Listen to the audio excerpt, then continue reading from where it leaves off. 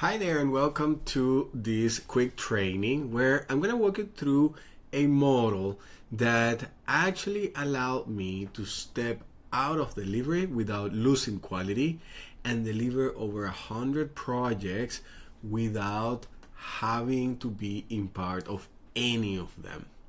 And so let's jump here into the presentation. Basically, who is this training for?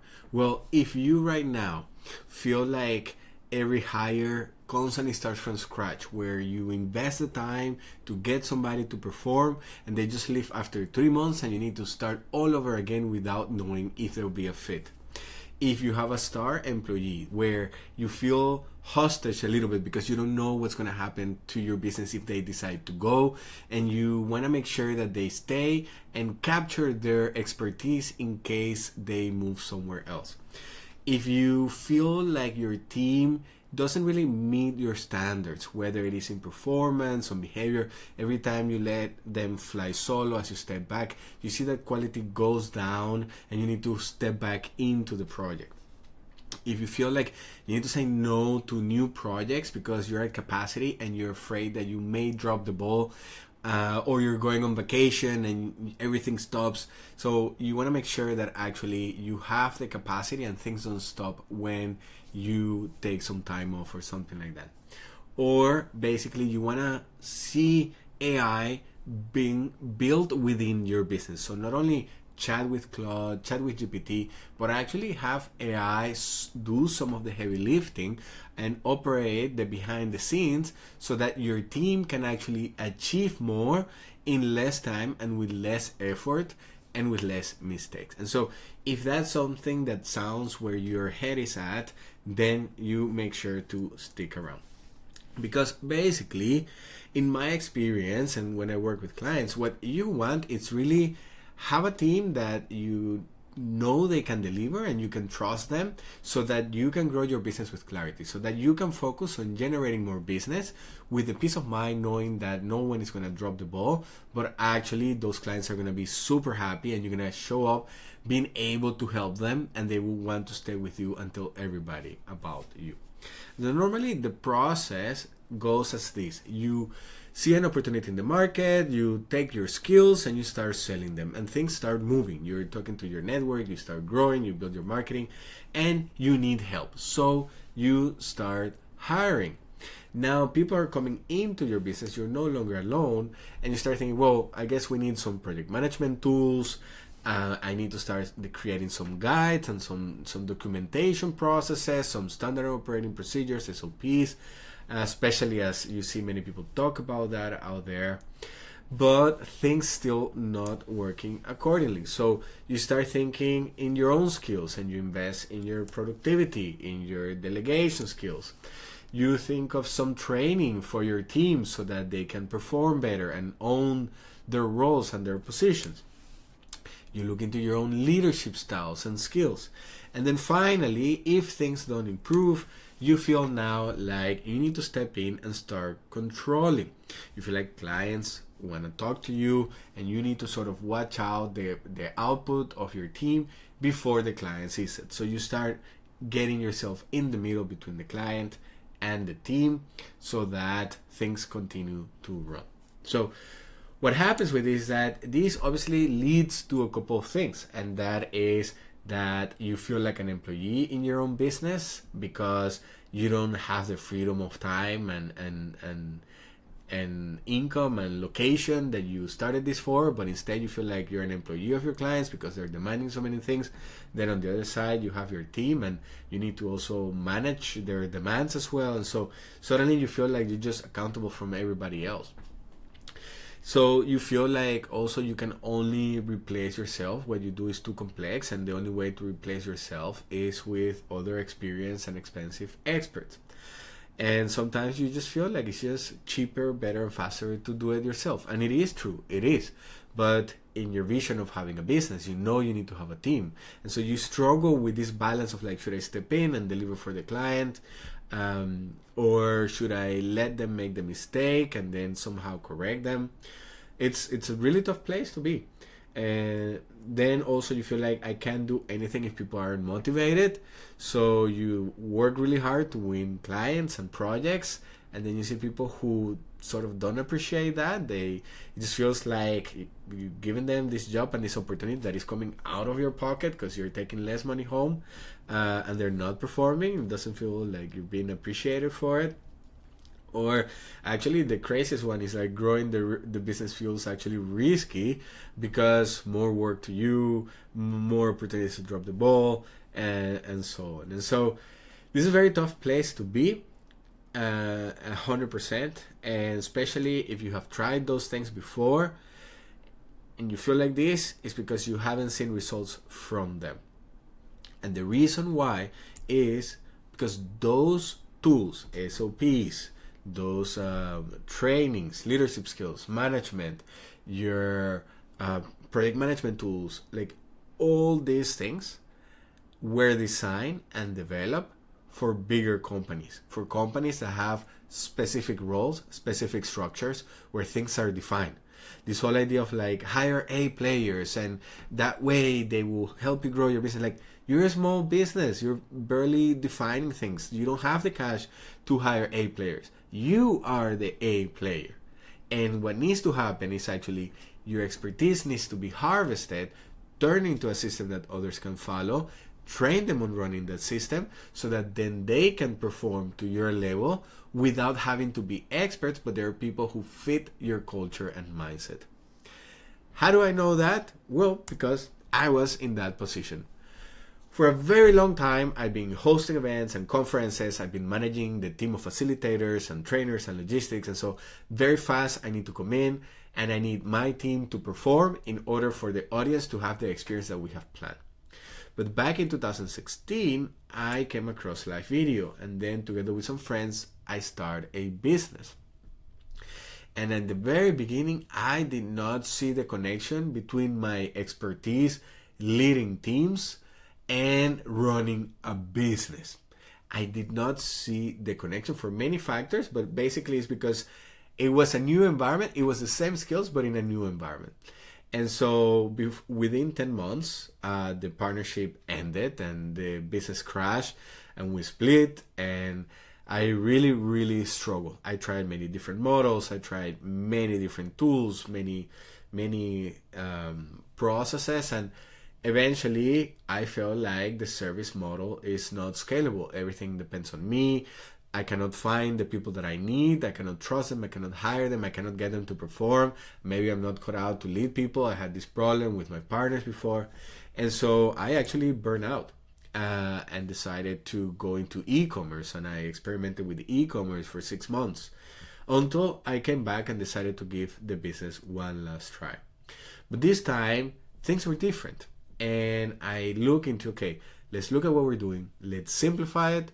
Let's standardize it, and let's systemize it. And so with that mindset, I started approaching things in my business. And that's when things click for me. I managed to grow the team up to 8 people depending on the projects. I had some full-time, part-time employees. I had some subcontractors. But the biggest thing was, on the day my son was born, I finally was able to fully replace myself out of delivery.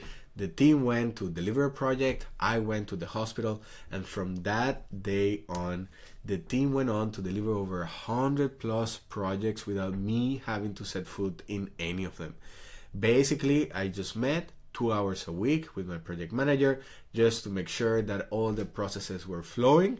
And I focus on getting more business, generating sales for the team, for the projects, and for the business without actually changing the team.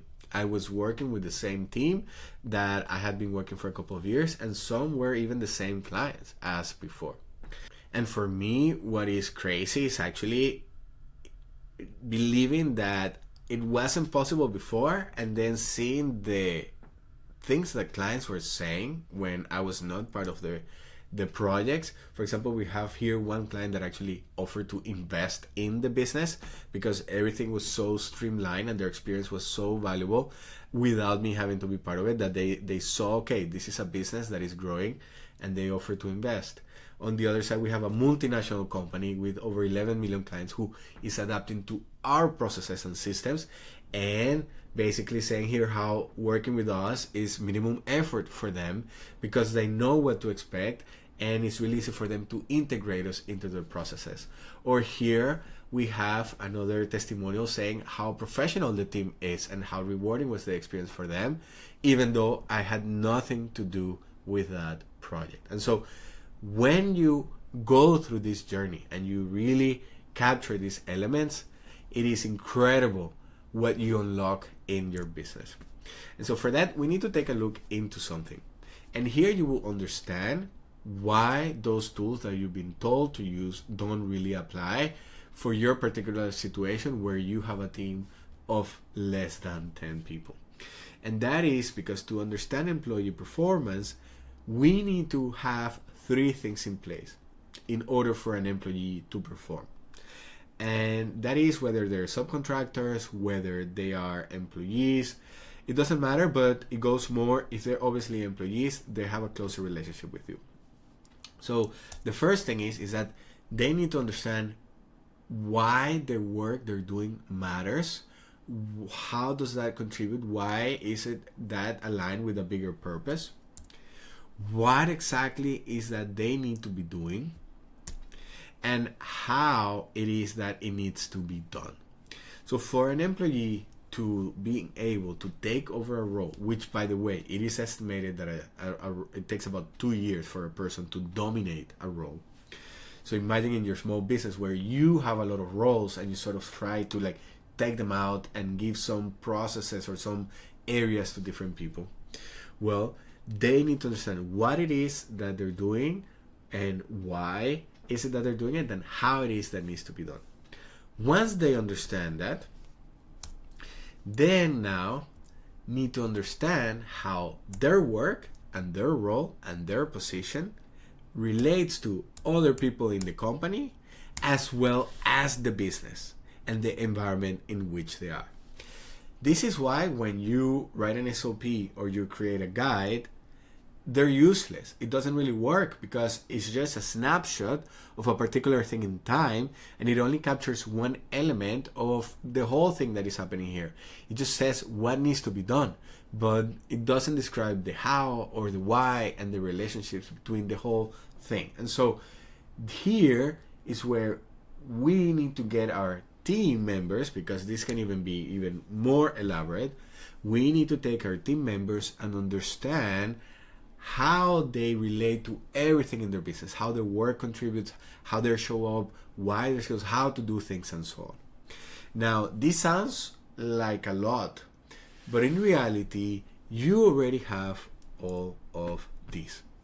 So, just to bring it all together, is that we need our team members to understand the relationship between them and others and the business. The problem is that people have several unclear roles and lack the knowledge to succeed within them. But what we're gonna do is actually give them a map to follow, give them a compass to navigate it, and give them the tools to perform in their role. And I highlighted here in the role because we need to give people clear roles, responsibilities. We need to understand how our team works and what is the work that has to be done and what has to be done by them. And so here is where our model comes in. And this was the thing that I struggled to figure out until I realized that we need to have that what, how, and why. And so for that, we need to understand the culture of the team. We need to create an environment that is designed for people to thrive, whether you're aware of it, whether you have done it on purpose or not. Your team, your business has a culture. It is coming from the way that you behave and what you tolerate, what you allow, your philosophies and all that. And so we need to take control of this, because the wrong culture pushes people to actually hold themselves back, rather than lead and bring the best out of themselves. It stops them from making decisions. It stops them from actually coming in and supporting supporting your business. Number two, we need standardized systems. And that means that whenever we have a process, yes, we document that, but most importantly, we standardize it so that every client gets the exact same experience, and then every project builds on the last one. And these systems are basically a combination of to-dos with tools and technology that comes together from beginning to end to deliver a clear result. And then lastly, we need skills. People need to know how to operate within the systems and within the environment so that they can deliver the results that the clients expect.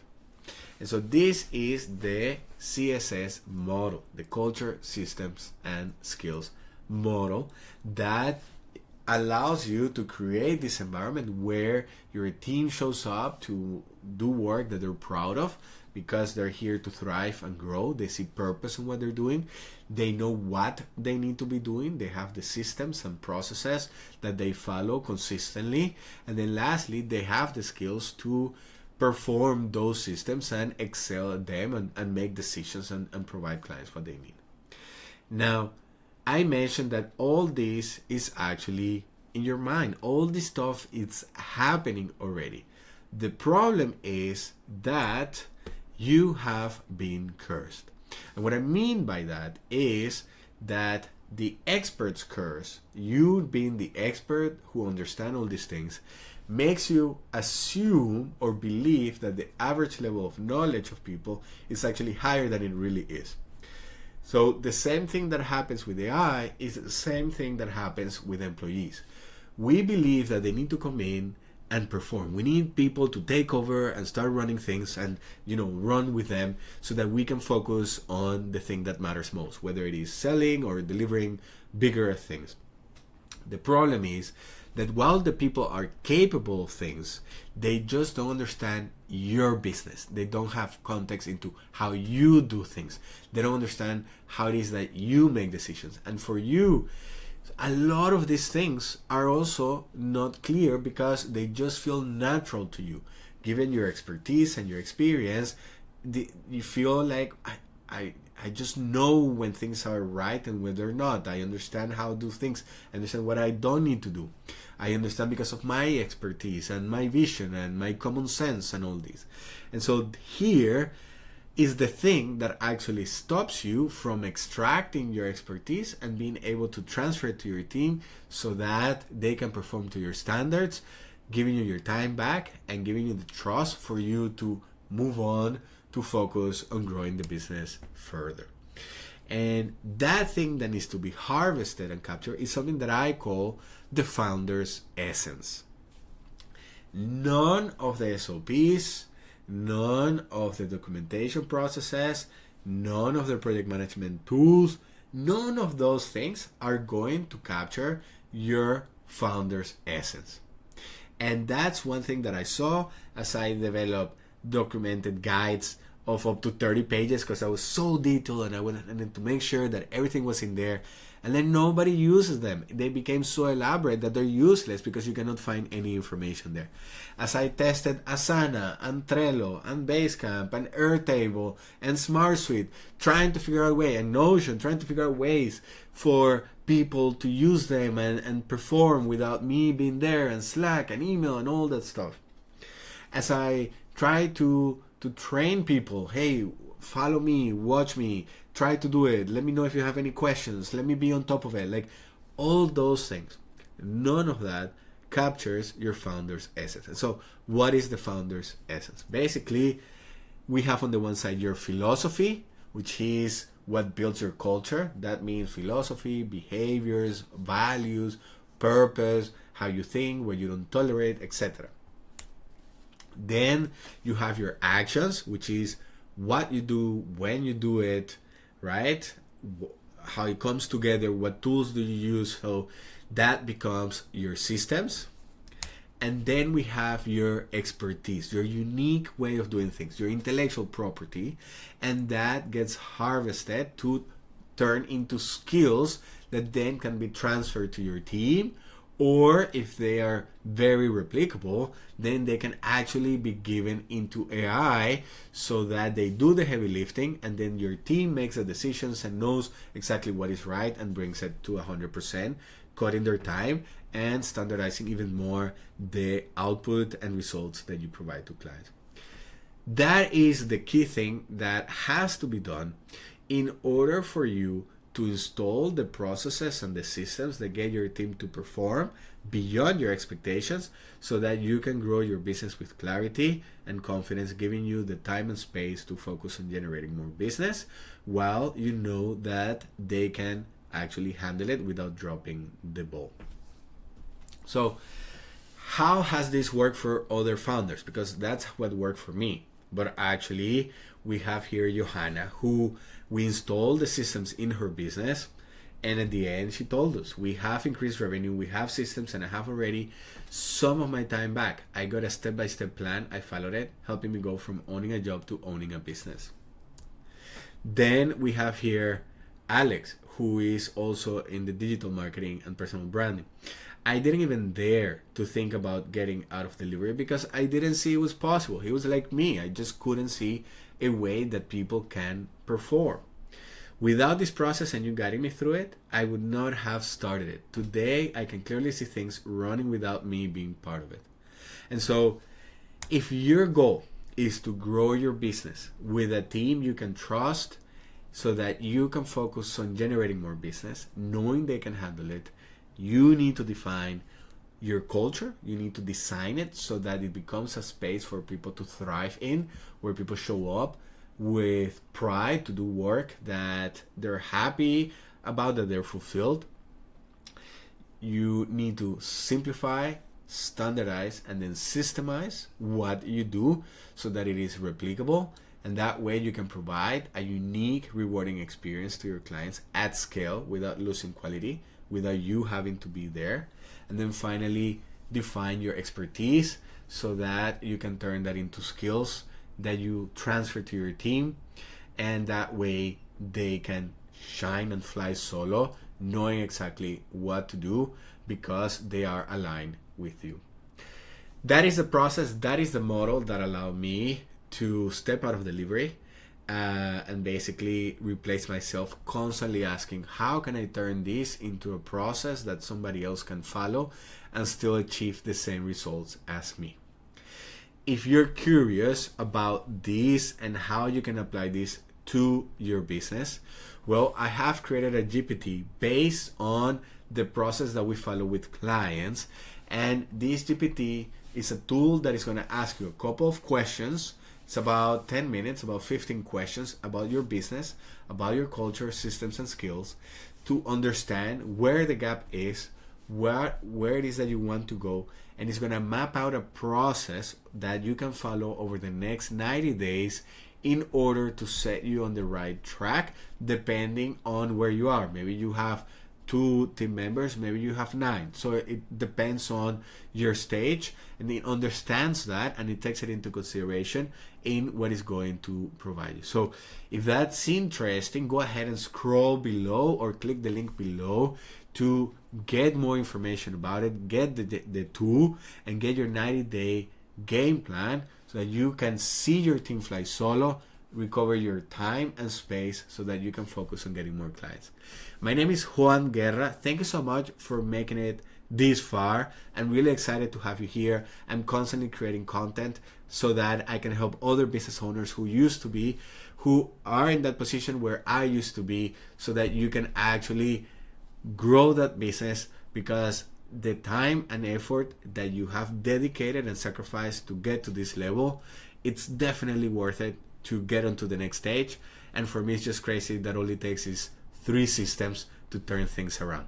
And so go ahead and get started, get the GPT and start playing with it, see how it goes, and let me know if you have any questions.